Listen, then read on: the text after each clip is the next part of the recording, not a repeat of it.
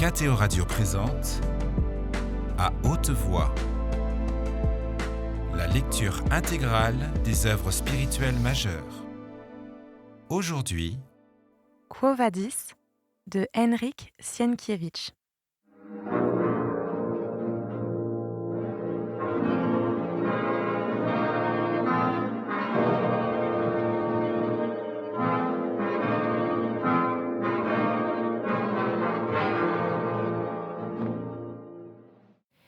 César m'a stipulé aujourd'hui. Dis à Vinicius de ma part de ne pas manquer les jeux auxquels prendront part les chrétiens. Comprends-tu ce que cela signifie ? Ils veulent faire un spectacle de ta douleur. C'est un coup monté. C'est peut-être pour cela que toi et moi, nous n'avons pas encore été emprisonnés. Si tu ne parviens pas à la faire sortir tout de suite, alors, je ne sais. Peut-être Acté pourrait-elle intercéder en ta faveur, mais obtiendra-t-elle quelque chose ? Tes terres en Sicile pourraient aussi tenter Tigelin. Essaie. Je lui donnerai tout ce que je possède, répondit Vinicius. Le forum ne se trouvait pas trop loin des Carines. Ils arrivèrent donc bientôt. La nuit commençait à pâlir, et les murs du château se profilaient nettement, émergeant de l'ombre. Soudain, alors qu'ils avaient tourné en direction de la prison Mamertine, Pétrone s'arrêta et dit « Les prétoriens. Trop tard. » Un double cordon de soldats encerclait la prison. Les premières lueurs du jour argentaient leurs casques de fer et les pointes de leurs lances. Le visage de Vinicius devint livide. « Allons-y, dit-il. » Au bout d'un moment, ils se trouvèrent devant un cordon. Pétrone, doté d'une mémoire prodigieuse, connaissait non seulement les supérieurs, mais aussi presque tous les soldats de la garde prétorienne. Il repéra donc bientôt un chef de cohorte et lui fit signe. « Eh bien, qu'y a-t-il donc, Niger » l'interpella-t-il. « On vous a ordonné de surveiller la prison ?»« En effet, noble Pétrone. Le préfet craignait qu'on ne tente de faire sortir les incendiaires. »« Avez-vous reçu l'ordre de ne faire entrer personne ?» demanda Vinicius. « Non, Seigneur. Les personnes emprisonnées peuvent recevoir la visite de leurs connaissances et, de cette façon, nous attraperons un plus grand nombre de chrétiens. »« Alors laisse-moi entrer, » repartit Vinicius. Et serrant la main de Pétrone, il lui dit « Vois Acté. Je viendrai m'informer de sa réponse. »« Viens, » lui répondit Pétrone. À cet instant, un chant leur parvint de sous terre et de derrière les épaisses murailles. Un chant tout d'abord confus et étouffé, qui s'amplifiait de plus en plus. Des voix d'hommes, de femmes et d'enfants s'unissaient en un chœur harmonieux. Dans le silence de l'aube naissante, toute la prison se mit à chanter comme une harpe. Ce n'étaient pas des voix de tristesse ou de désespoir. Au contraire, la joie et le triomphe y vibraient. Les soldats se regardèrent tout étonnés. Les premières lueurs dorées et roses de l'aurore coloraient le ciel.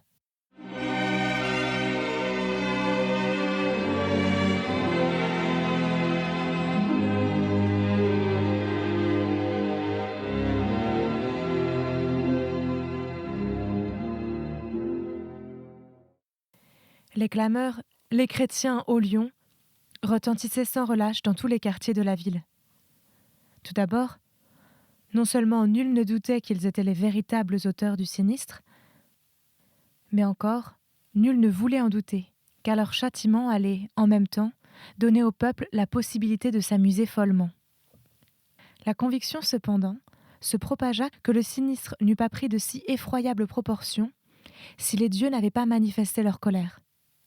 Aussi, ordonna-t-on de célébrer des offices piaculaires, c'est-à-dire de faire dans les temples des sacrifices réparateurs. Après consultation des livres sibyllins, le Sénat organisa des cérémonies et des prières publiques à Vulcain, à Cérès et à Proserpine. Les matrones firent des offrandes à Junon. Elles allèrent en procession entière au bord de la mer pour y puiser de l'eau et en asperger la statue de la déesse. Les femmes mariées préparèrent des festins pour les dieux et des veillées nocturnes. Rome tout entière se lavait de ses péchés, déposait des offrandes et cherchait à obtenir le pardon des immortels. Parmi les décombres, on traçait cependant de nouvelles larges rues. On avait déjà posé les fondations de splendides maisons, palais et temples. Mais on construisait surtout en toute hâte d'énormes amphithéâtres en bois où les chrétiens devaient périr. Dès que le conseil réuni dans la maison de Tibère eut pris fin, des ordres furent donnés au proconsul de fournir des bêtes sauvages. Tigelin vida tous les vivariums d'Italie, sans exclure les moins grands. En Afrique, on organisa sur son ordre d'énormes chasses auxquelles toute la population devait prendre part.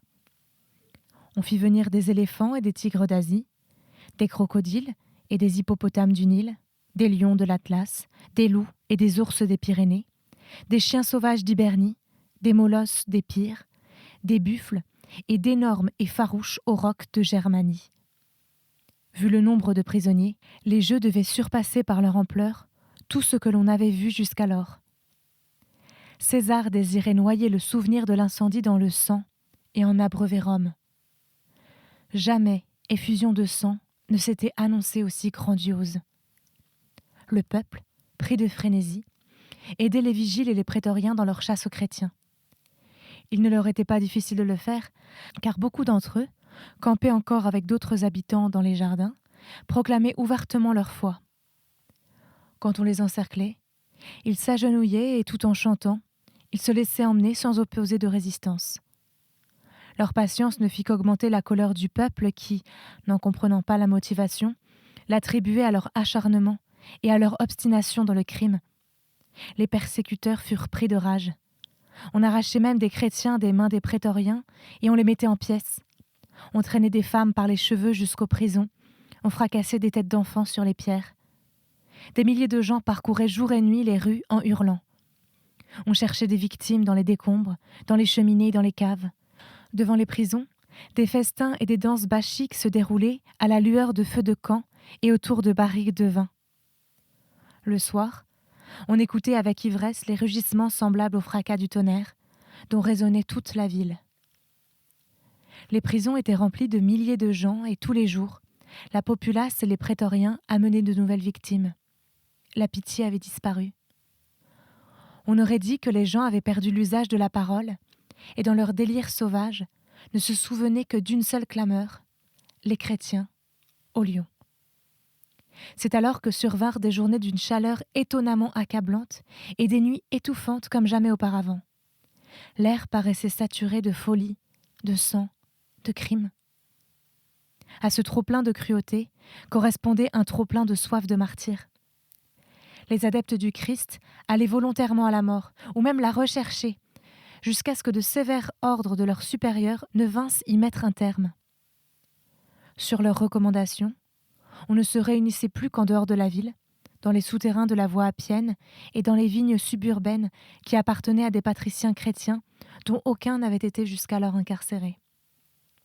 Au Palatin, on savait parfaitement que Flavius et Domitilla, que Pomponia Graecina et Cornelius Pudens et Vinicius étaient chrétiens. Mais César lui-même craignait qu'on ne parvienne pas à faire accroire à la populace que de tels gens avaient incendié Rome, et comme il s'agissait avant tout de convaincre le peuple, on avait donc remis à plus tard le moment où on allait les châtier et se venger sur eux.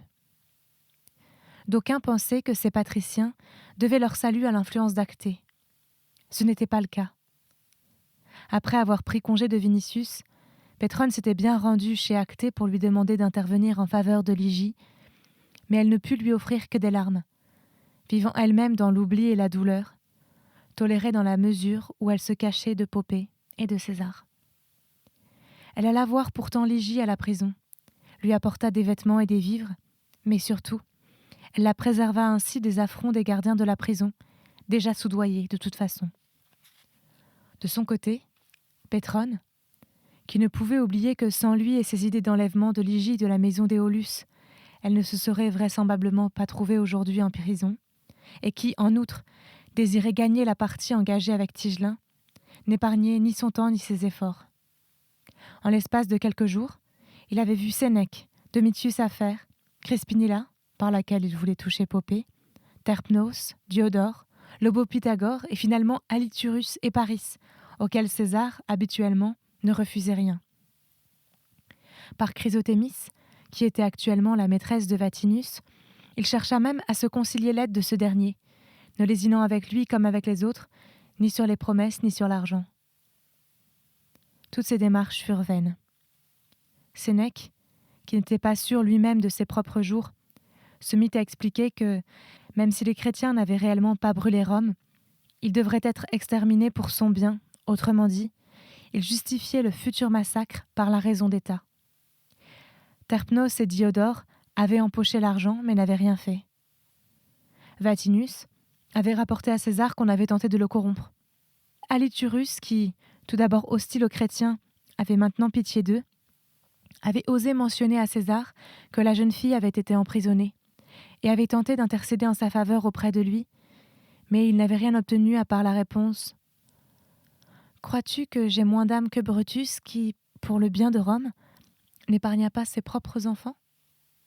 Lorsque Aliturus répéta cette réponse à Pétrone, celui-ci en conclut « S'il s'est comparé à Brutus, c'est qu'il n'y a plus aucun recours. » Vinicius le préoccupait. Il se demandait avec effroi s'il n'allait pas attenter à ses jours. Maintenant, se disait-il, ce qui lui permet de tenir encore, ce sont les tentatives faites pour la sauver, sa vue et la souffrance elle-même. Mais lorsque tous les moyens auront échoué et que la dernière étincelle d'espoir se sera éteinte, par Castor, il ne lui survivra pas, il se jettera sur son sabre. Pétrone comprenait même mieux qu'on puisse en finir ainsi que d'aimer et de souffrir de la sorte. Vinicius, quant à lui, continuait de faire tout ce que son esprit était capable de lui souffler pour sauver Ligie. Il allait voir les Augustins, et lui, si fier autrefois, quémandait maintenant leur aide. Par Vitellius, il offrit à Tigelin ses terres en Sicile, et tout ce que ce dernier demanderait. Tigelin, sans doute par crainte de la colère de l'Augusta, refusa. Approcher César lui-même, se prosterner devant lui et le supplier, ne mènerait à rien. Vinicius était à vrai dire prêt à le faire, mais Pétrone, en l'entendant formuler ce projet, lui demanda « Et s'il refuse ? S'il te répond par une boutade ou une menace infâme, que feras-tu » Les traits de Vinicius se contractèrent de douleur et de rage. Il grinça des dents. « Oui, dit Pétrone, c'est bien pourquoi je te le déconseille. Tu perdrais toute chance de salut. » Vinicius se contint, et passant sa main sur son front couvert d'une sueur froide, il dit « Non, non, je suis chrétien. » « Et tu l'oublieras, comme tu l'as oublié tout à l'heure. Tu as le droit de te perdre toi-même, mais non de la perdre elle. Souviens-toi de ce qu'a subi la fille de ces gens avant de mourir. » En parlant ainsi, il n'était pas tout à fait sincère, car il tenait plus à Vinicius qu'à Ligie, mais il savait qu'il n'avait pas d'autre moyen de retenir le jeune homme, d'entreprendre une démarche dangereuse, que de le persuader qu'elle pouvait apporter la perte irrémédiable de celle qu'il voulait sauver. Il avait d'ailleurs raison, car on prévoyait au Palatin la venue du jeune tribun, et l'on avait pris des précautions. Le supplice qu'endurait Vinicius dépassait les forces humaines. Depuis que Ligie avait été incarcérée, depuis que l'auréolait l'éclat de son futur martyr, non seulement il l'aimait 100 fois plus, mais encore il se mit à lui vouer une vénération quasi religieuse, comme à une créature surnaturelle. Et maintenant, à la pensée qu'il devait perdre cet être bien-aimé et sacré, voué à la mort et, peut-être, à des supplices plus terribles que la mort elle-même, son sang se glaçait dans ses veines, son âme gémissait, sa raison vacillait. Il lui semblait parfois que son crâne était en feu, sur le point de brûler ou d'éclater.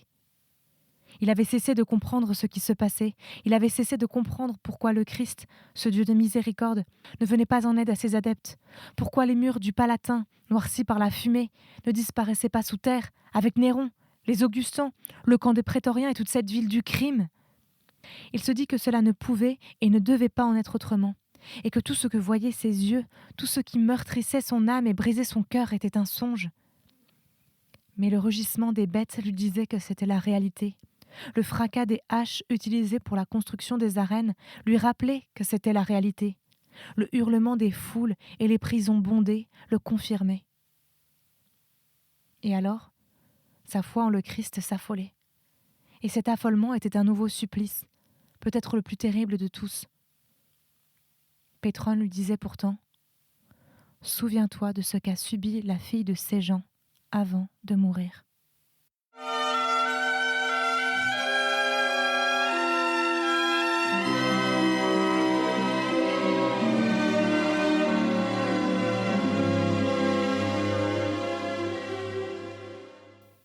Tout échoua.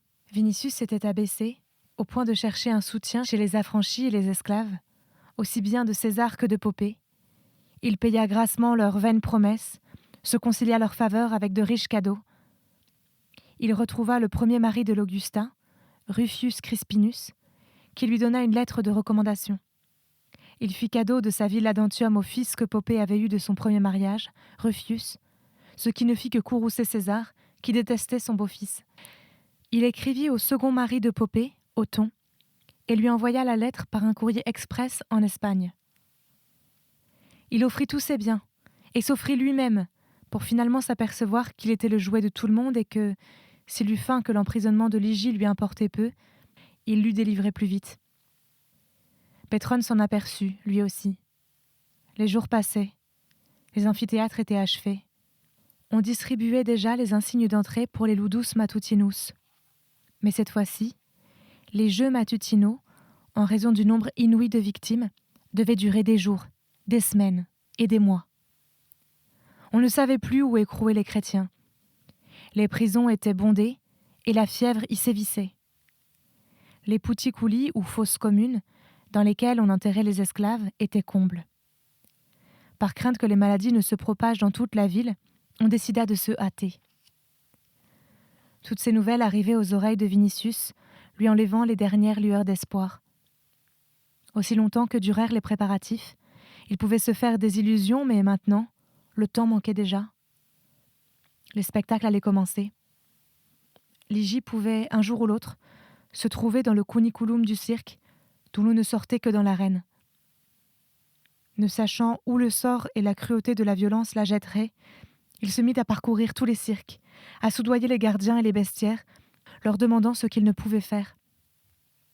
Il s'apercevait parfois qu'il ne cherchait plus qu'à lui rendre la mort moins effroyable, et alors il sentait qu'il avait sous le crâne non pas un cerveau, mais des charbons ardents. D'ailleurs, il ne pensait pas lui survivre, et il résolut de périr avec elle. Mais, croyait-il, la douleur consumerait peut-être la vie en lui avant la terrible échéance. Ses amis et Pétrone pensaient aussi que le royaume des ombres s'ouvrirait devant lui d'un jour à l'autre. Le visage de Vinicius devint terreux, semblable au masque de cire que l'on gardait dans les lararias. Une expression de stupeur restait figée sur ses traits, comme s'il ne comprenait pas ce qui était arrivé et ce qui pouvait encore arriver. Lorsqu'on lui parlait, il levait machinalement les mains à sa tête et, se serrant les tempes, il portait sur son interlocuteur un regard épouvanté et interrogateur. Il passait ses nuits avec Ursus à la porte de la cellule de Ligie.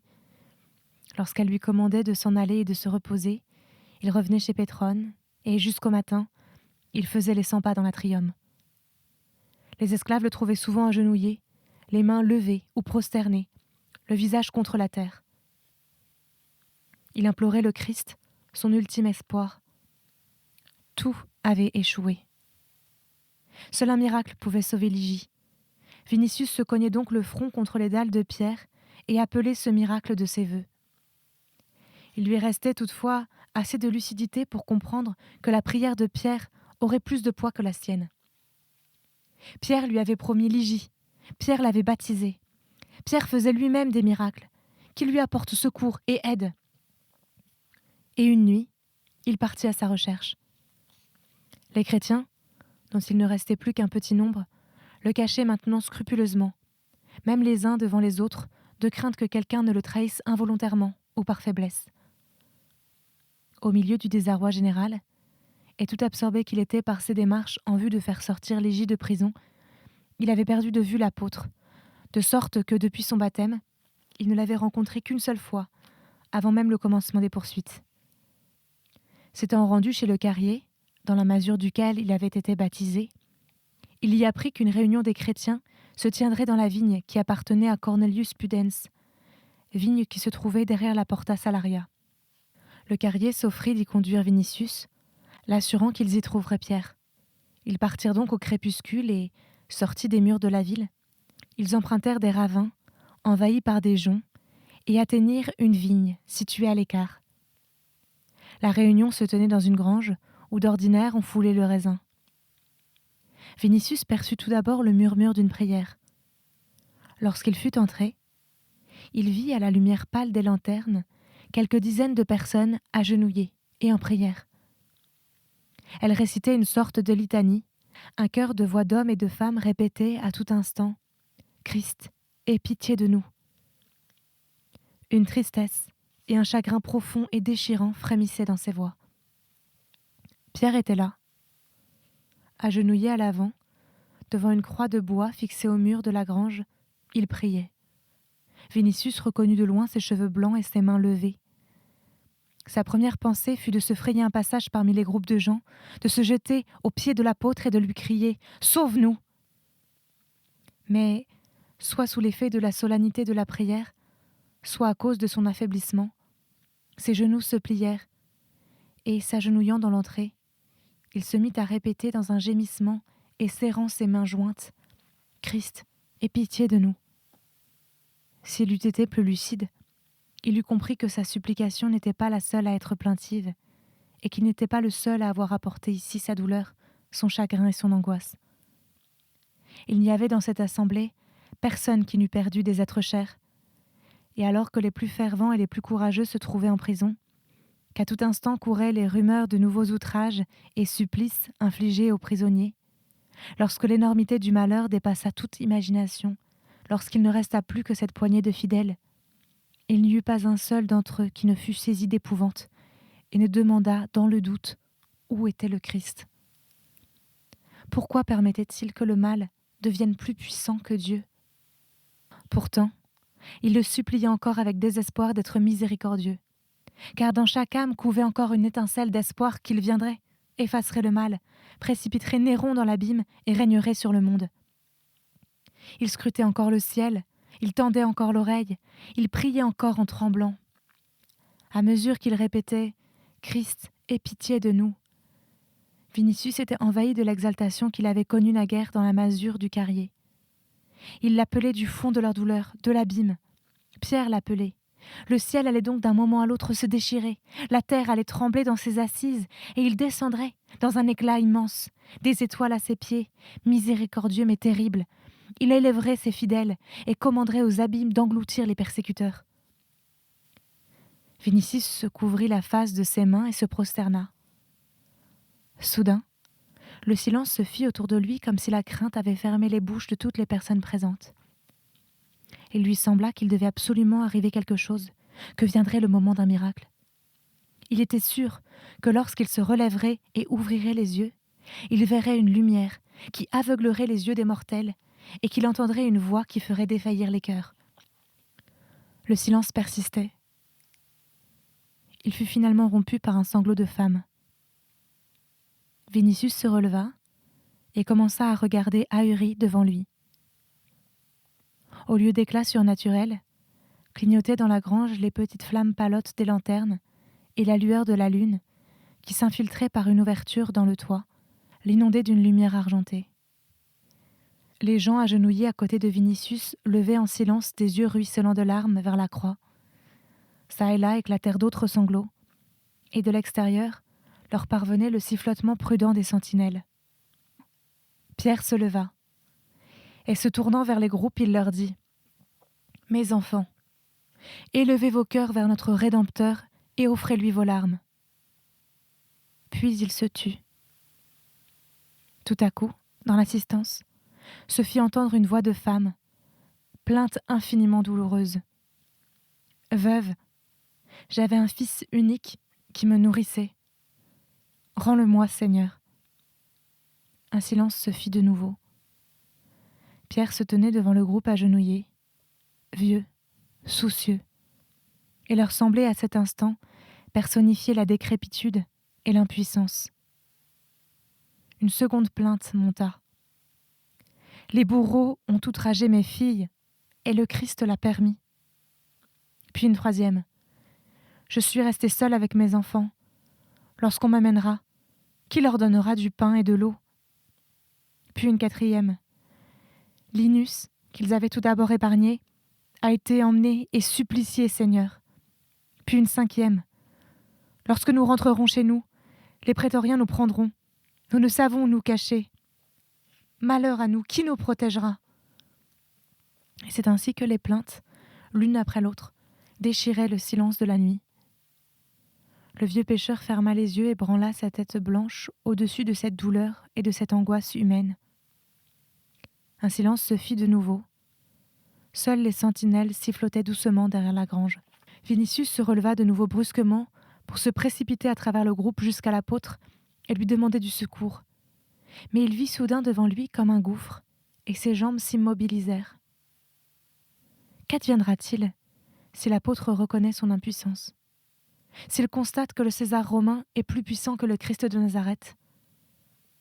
À cette pensée, l'effroi lui fit dresser les cheveux sur la tête, car elle sentit qu'en ce cas, sombrerait dans cet abîme non seulement ce qui lui restait d'espoir, mais encore lui-même et sa Lygie, et son amour pour le Christ, et sa foi, et tout ce qui le faisait vivre, et il ne resterait plus que la mort, et la nuit, immense comme la mer. Cependant, Pierre s'était mis à parler d'une voix, tout d'abord faible, à peine perceptible. « Mes enfants, sur le Golgotha, j'ai vu clouer Dieu à la croix. J'ai entendu les marteaux, et j'ai vu comment on relevait la croix pour que les foules voient la mort du Fils de l'homme. Et je les ai vus lui percer le flanc, et je l'ai vu mourir. Et alors, de retour de la crucifixion, j'ai crié de douleur tout comme vous le faites. Malheur, malheur. Seigneur, tu es Dieu. Pourquoi as-tu permis cela ? Pourquoi es-tu mort ? Et pourquoi as-tu affligé nos cœurs ? À nous, qui avions cru qu'arriverait ton règne ? Et lui, notre Seigneur et notre Dieu, est ressuscité le 3e jour, et a été parmi nous, avant d'entrer dans son royaume dans une grande clarté. Et nous, ayant vu combien nous avions peu de foi, nous nous sommes fortifiés dans nos cœurs, et depuis, nous semons son grain. » Cela dit, se tournant du côté d'où était montée la première plainte, il se mit à dire d'une voix déjà plus forte : « Pourquoi vous plaignez-vous ? Dieu s'est lui-même soumis au supplice et à la mort. Et vous, vous voulez qu'il vous en protège ? Homme de peu de foi, n'avez-vous pas compris son enseignement ? Vous a-t-il promis une seule vie ? Voici qu'il vient à vous et vous dit : suivez mon chemin. Il vous élève jusqu'à lui. Et vous, vous vous cramponnez à la terre en criant : Seigneur, sauve-moi. C'était À haute voix, une émission de KTO Radio. Aujourd'hui, Quo Vadis. Lecture, Marie Rambaud. Captation et réalisation, Gustave Schlicht et Thibaut Dagalier. Une émission disponible en podcast sur ktoradio.com ou sur l'application KTO Radio.